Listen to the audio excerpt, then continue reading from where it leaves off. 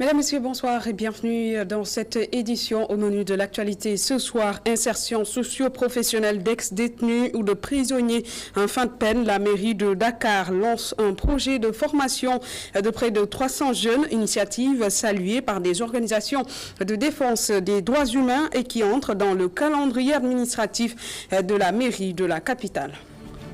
Et quels peuvent être les obstacles à l'emploi des femmes dans le futur monde du travail? L'ACET et la COSIDEP viennent de lancer une étude co-réalisée et citent l'accès à la scolarisation et les difficultés financières à suivre. Le contenu de cette étude dans ce journal. Lettre d'excuse de Blaise Compaoré à la famille de Thomas Sankara et à tous les Burkinabés pour les actes qu'il a pu commettre lors de son mandat. Lettre présentée par une délégation du gouvernement ivoirien reçue ce matin à Ouagadougou par le président de la transition à suivre tout à l'heure.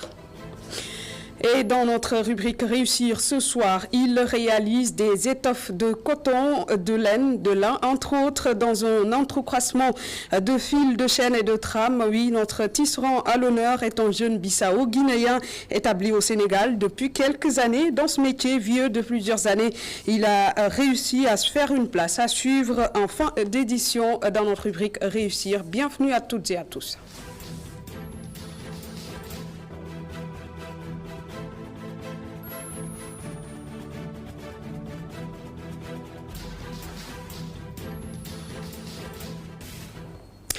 Le Centre africain pour la transformation économique et la coalition des organisations en synergie pour la défense de l'éducation publique ont rendu public aujourd'hui les résultats issus de leur étude sur les obstacles à l'emploi des femmes dans le futur monde du travail. Et parmi ceux-ci, l'on peut citer l'accès à la scolarisation, des difficultés financières et économiques.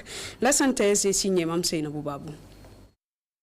La COSIDEP, en partenariat avec l'ACET, s'intéresse aux obstacles à l'emploi des femmes dans le monde du travail. Les résultats de l'étude montrent beaucoup de difficultés financières, mais aussi géographiques. En fait, on a des obstacles qui sont plutôt classiques, qui reviennent. Donc l'accès à l'emploi, l'accès à la scolarisation, des difficultés géographiques et des difficultés financières également.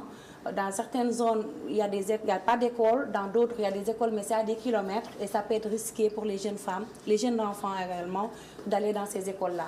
Donc quand on vient dans les villes, la difficulté elle est plutôt financière, des problèmes de transport, les problèmes d'encadrement, tout ça. En fait, on peut également avoir comme difficulté un manque de soutien des parents.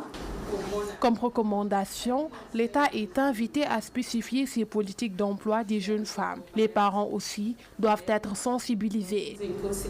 Faire en sorte que nos politiques qui sont volontaires, qui ont fait beaucoup d'efforts, puissent quand même essayer de spécifier par rapport aux jeunes femmes. Donc de cerner les différences et de voir les jeunes femmes qu'est-ce qu'ils ont besoin de particulier.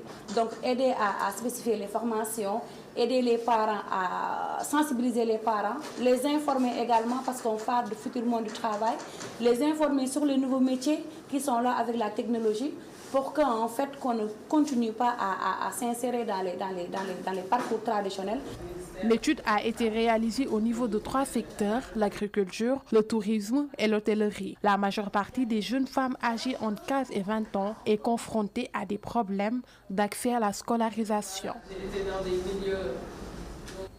Et quelle place pour les femmes dans le milieu médiatique? Comment faire pour que les femmes accèdent davantage aux postes de responsabilité dans les rédactions? Quelles sont les pistes et quel plaidoyer? Les réponses dans cet entretien avec Adama Diouf, journaliste à l'APS et membre de l'Union de la presse francophone. Elle est avec Alassane Samba Diop. Comme les hommes, parce que c'est la performance, c'est la compétence. Mais de tous ces aspects qu'on partage avec les hommes, la femme a une spécificité et au-delà, même c'est la femme journaliste, la femme dans une entreprise, on a une spécificité, on a un rôle social. Et je crois que ce rôle social, cette spécificité doit être prise en compte pour que la femme puisse s'épanouir dans les rédactions. Et ce qu'il faut faire, c'est d'abord adapter ces réalités à la profession de journaliste. Il y a les horaires peut-être qu'il y a aussi le fait qu'on ne maîtrise pas toujours le calendrier, parce qu'un événement peut survenir à 2 h du matin, on peut être appelé à être à la rédaction. Donc c'est autant de paramètres qu'on doit prendre en compte. Et ce n'est pas toujours pour la femme journaliste de s'épanouir dans ces conditions. Donc pour évoluer, pour être dans des sphères de décision, c'est à nous journalistes, à nous femmes, peut-être de se dire qu'on a choisi ce métier, on doit le faire, mais on doit mettre toutes les conditions de notre côté pour que cela puisse se faire.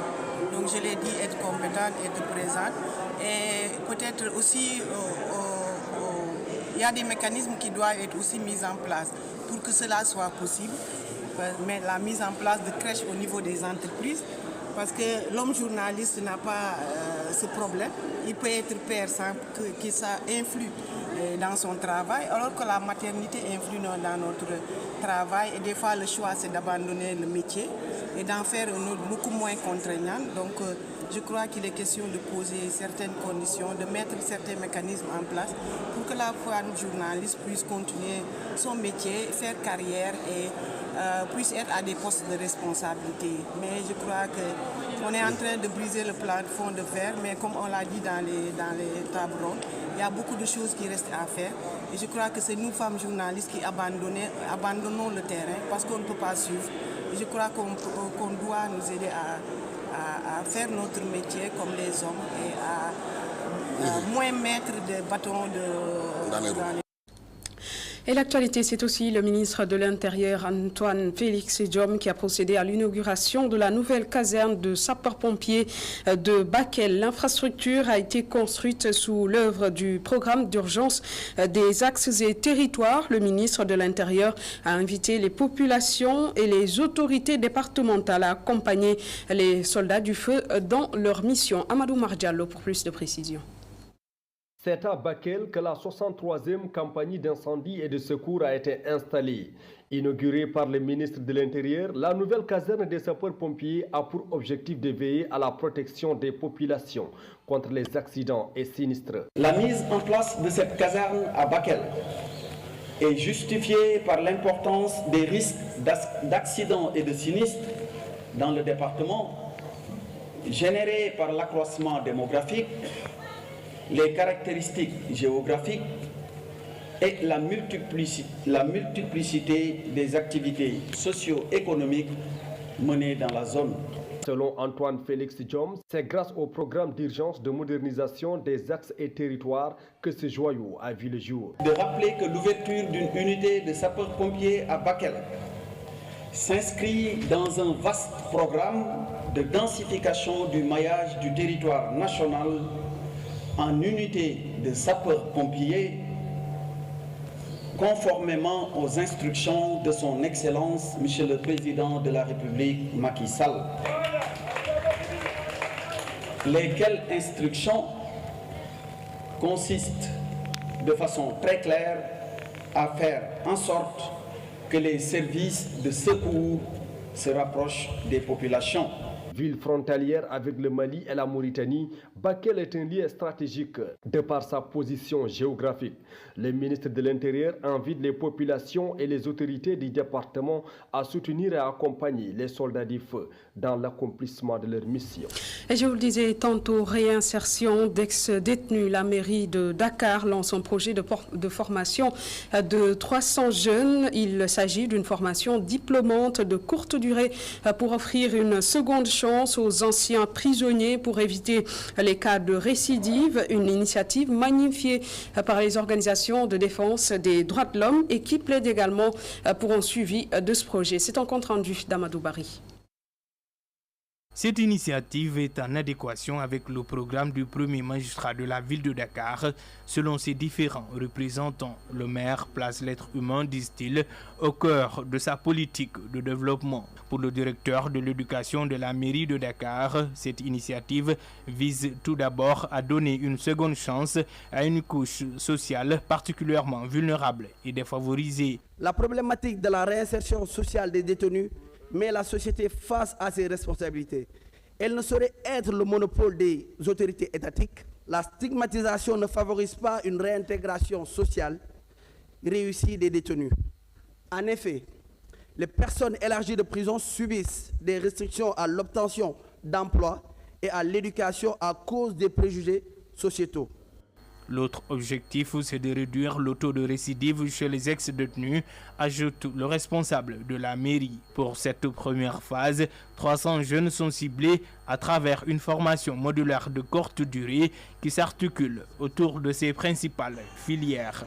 La transformation des produits crémiers et laitiers, la transformation des légumes, des fruits et légumes, le marketing digital, l'infographie, le montage vidéo. La mairie s'assurera du suivi de la formation pour une meilleure insertion sociale.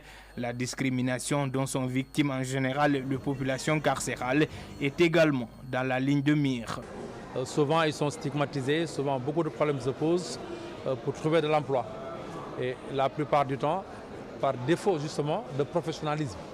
Et monsieur le maire, pour avoir connu un peu tout cela, s'est dit qu'il va tout faire pour que ces enfants, pour la plupart, aient un métier qui leur permettra de retrouver leur dignité, de pouvoir trouver quelque part leur place dans la société.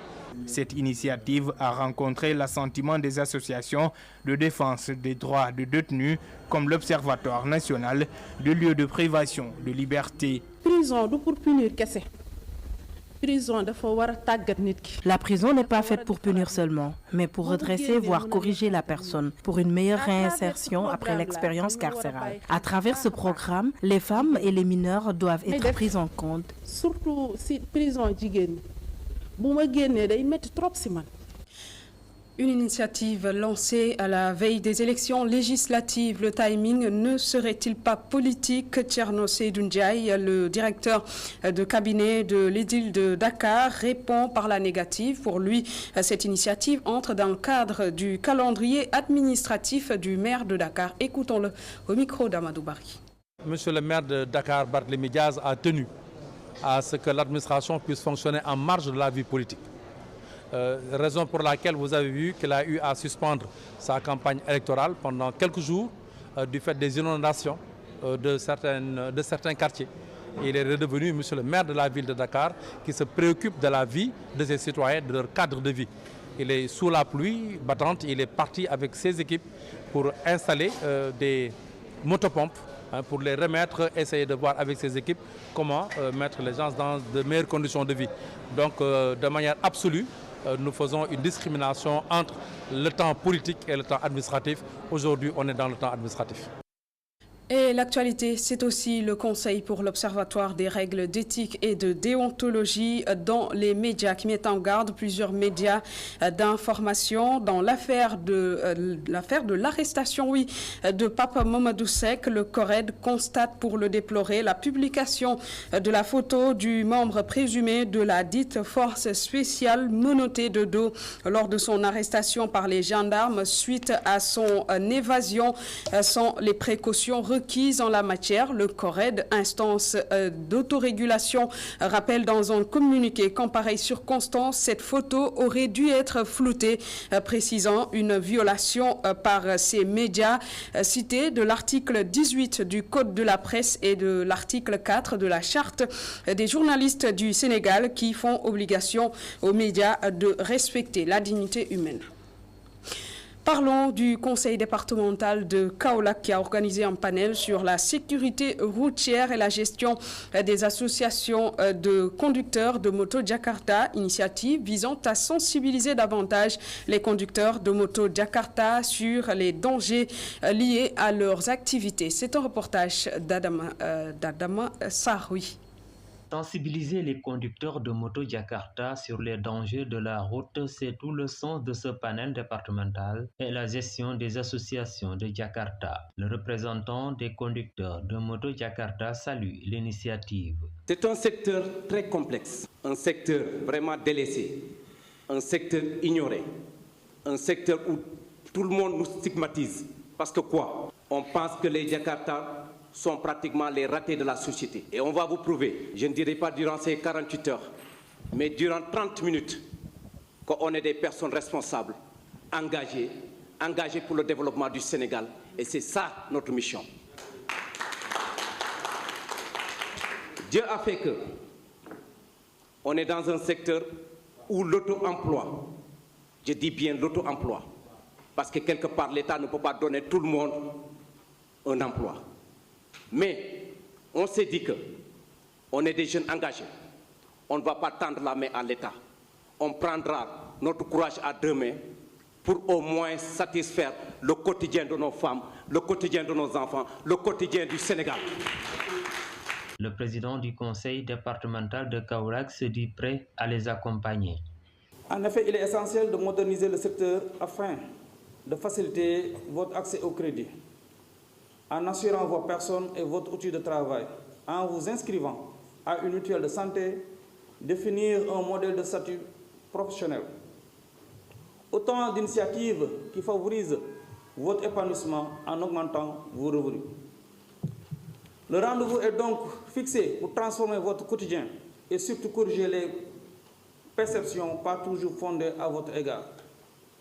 Aujourd'hui, c'est des milliers de personnes qui s'activent dans le secteur du transport de taxi moto Jakarta à travers le Sénégal, un secteur qui mériterait d'être accompagné selon le président de l'association des conducteurs de taxi moto Jakarta.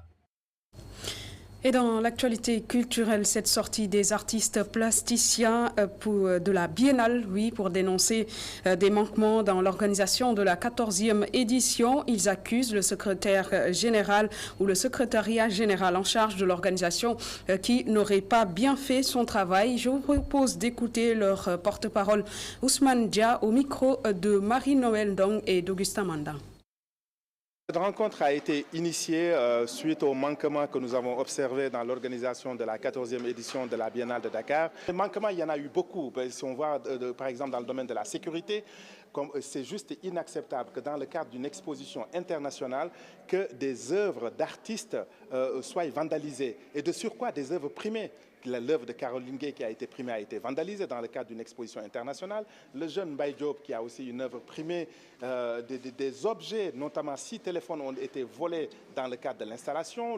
Et l'idée c'était vraiment de réunir les artistes et les acteurs culturels pour essayer justement de mettre sur la table justement tous ces manquements et essayer de trouver des solutions pour pallier justement à ces manquements. Parce que la Biennale de Dakar aujourd'hui est une signature internationale parce qu'au fait les organisateurs des éditions précédentes ont vraiment travaillé avec une énergie incommensurable pour donner aujourd'hui une dimension internationale à la Biennale de Dakar.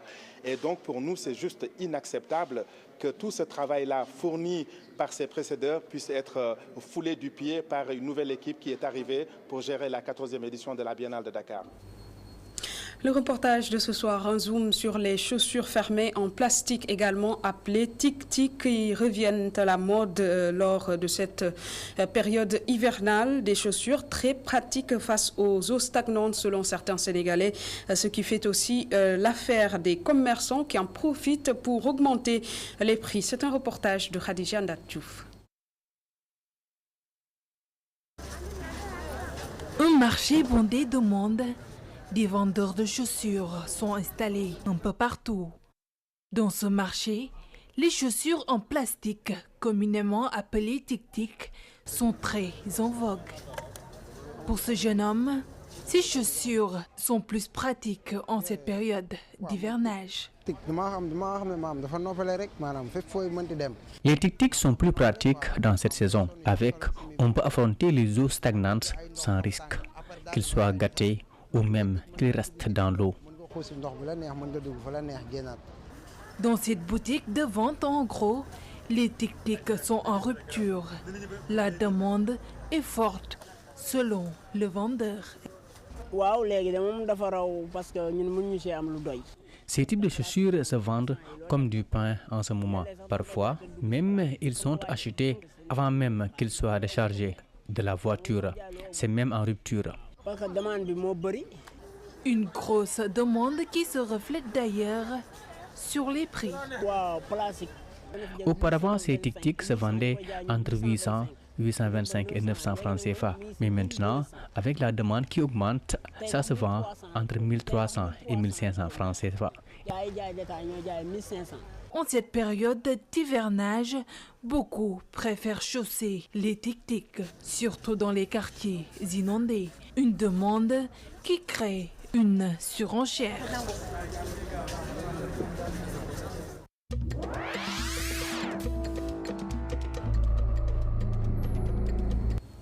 Dans l'actualité ailleurs, Burkina Faso, l'ancien président Blaise Compaoré demande pardon à la famille Sankara et au peuple burkinabé pour tous les actes qu'il a pu commettre durant son mandat. C'est ce que révèle une lettre de l'ancien président présentée par une délégation du gouvernement ivoirien reçue par le président de la transition. Dans cette lettre, il est principalement question d'excuses, en particulier à l'endroit de son frère ami Thomas Sankara, souligne cette lettre.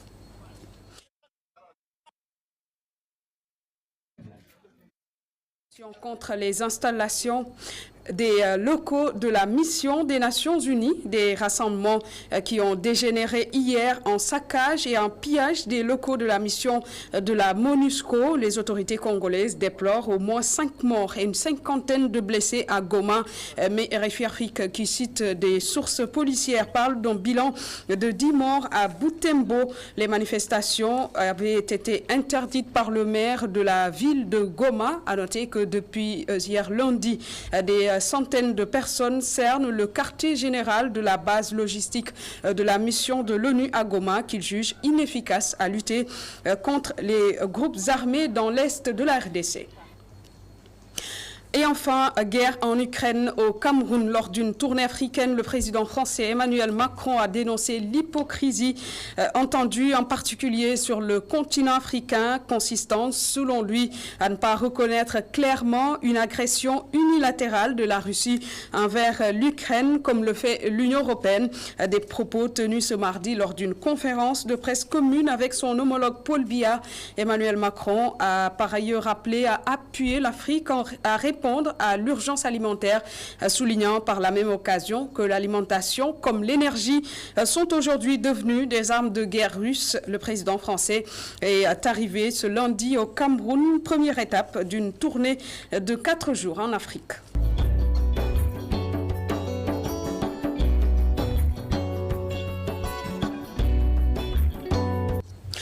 Et ce mardi, l'équipe de Réussir au Sénégal vous mène à la découverte de Tisserand Gilbert K, un jeune Bissau-guinéen qui nous propulse dans ce savoir-faire vieux de plusieurs siècles. Âgé de 21 ans, il a fini par en faire son gagne-pain. Le reportage est signé Aïssatou Kane.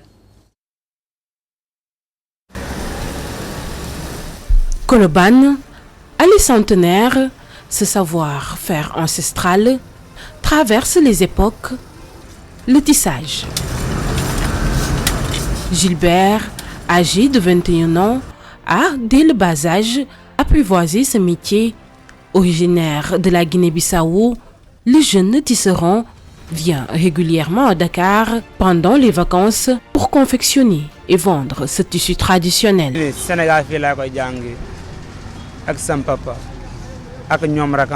Le prix des pagnes tissées varie selon la qualité et c'est entre 12 500 et 20 000 francs CFA. Et les voiles coûtent entre 6 000 et 10 000 francs CFA.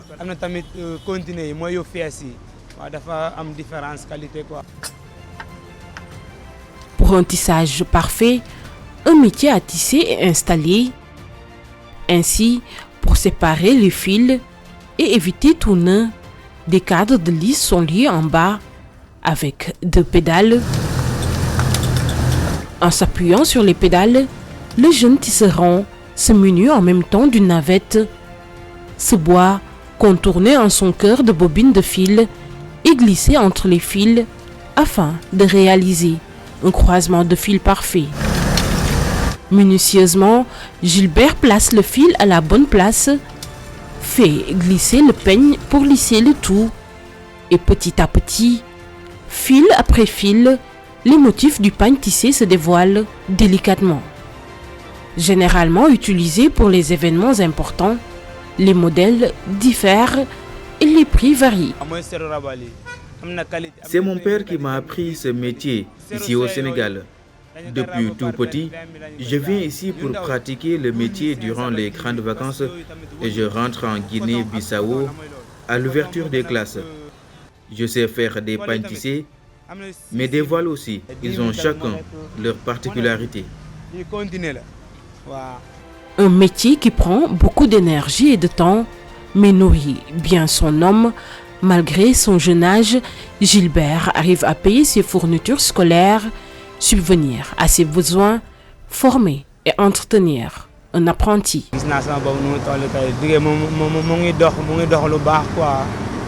J'arrive à m'en sortir. Ça marche vraiment bien et les clients viennent. C'est juste que nous écoulons le plus de produits en période de fraîcheur.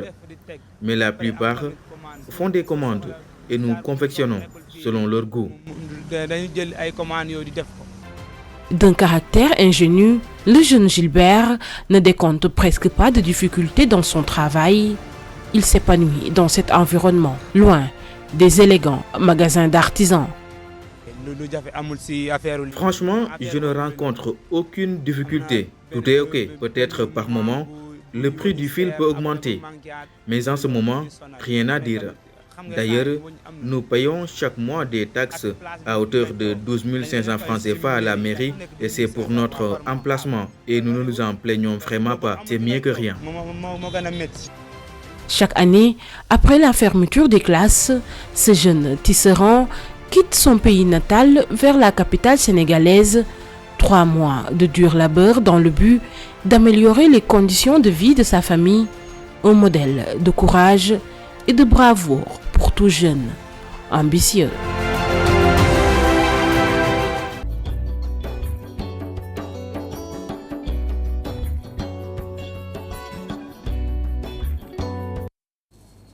Et c'est sur cette rubrique que se referme cette édition. Merci de l'avoir suivi et très bonne suite des programmes sur ITV.